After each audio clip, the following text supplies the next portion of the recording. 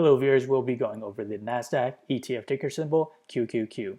In this video, we'll be going over the day-by-day probability model, the technical performance of each model, how we find the models, and the day-by-day forecast for the Nasdaq. So back to the technical analysis. Today we're down 2.8% on the 1 hour chart.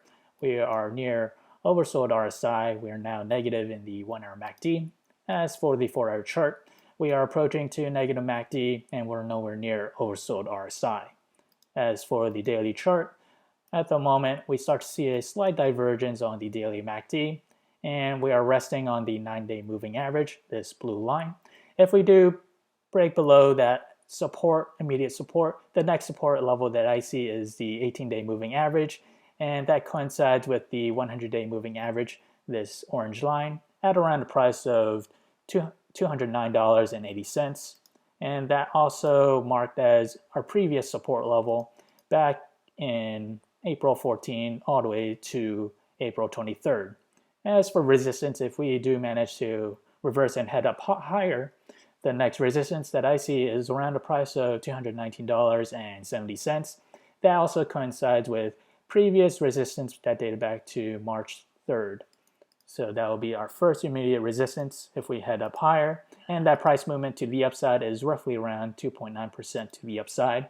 And to the downside, it is around 1.2% to the next support level. So let's examine the day-by-day probability model. Again, these models are now available in the link below, so do check it out. So as the days progress to the 7th day, we have a 60% chance for Nasdaq to climb higher between 0 to 4.6%. On the other hand, we have a 20% chance for Nasdaq to fall between 0 to negative 4.6%. And on the extreme case, we have a 20% chance for Nasdaq to fall between 9% to 14.7%. So let's examine the day-by-day forecast for the Nasdaq. So we have 1 day out, that will be a Monday, and 2 is Tuesday, and 3 is 3 days out, 4 days out, 5 days out, 6 days out, and 7 days out. So which one of these models we should focus on? Ideally, the model that is best matched to the current trend. So the current trend is this blue line, and overlapping it is a trend that I believe is the best match, and this trend dates back to June 6, 2002 to August 30th, 2002. So let's compare the two trends. So right here we have our current trend, and below is a trend that I believe is the best match. Again, this trend dates back to June 6, 2002 to August 30th, 2002. So on the current trend, we start off at the upper Bollinger Band. We reverse down to touch the bottom Bollinger Band and made another reversal to touch the upper Bollinger Band once more, and we see a slight reversion to the mean to the middle Bollinger Band.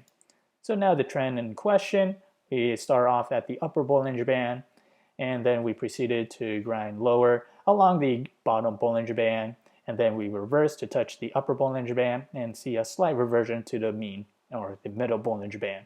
And one thing note, we took a longer period time to reverse to the upper Bollinger Band on this trend compared the trend to the one we're in right now, so do keep that in mind. So we have 1, 2, 3 points. We also have 1, 2, 3 points, so there's reason to believe that the trends and patterns are the same. The outcome and forecast should be fairly the same. So the model that we just examined was June 6, 2002 to August 30th, 2002. Back then, Nasdaq was down roughly around, I would say, 42 basis points, so not much to the downside. And if we head back to the day-by-day probability model, that coincides with this standard deviation between a 20% chance between 0 to negative 4.5%. So let's examine the technical performance of each model. The trend that we're in, we're currently down 8.3% from monthly high, up 2.6% from monthly low, up 2.6% or 22% from monthly low, and up 2.6% from 10 simple moving average, up 6% from 20 simple moving average, and up 9% from 50 simple moving average. And now the trend that we just examined, it was down roughly around 23% from monthly high. It was down up 8.7% from monthly low, down 5% from 10 simple moving average, and down 2.3% from 20 simple moving average, and down 3.4% from 50 simple moving average. So there is a large technical difference between the two trends. Among the simple moving averages, the trend in question was negative compared to the trend we're in right now is positive, so do keep that in mind. Again, these models are now available in the link below, so do check it out. If you enjoyed this content, feel free to like, comment, subscribe, and thank you for watching.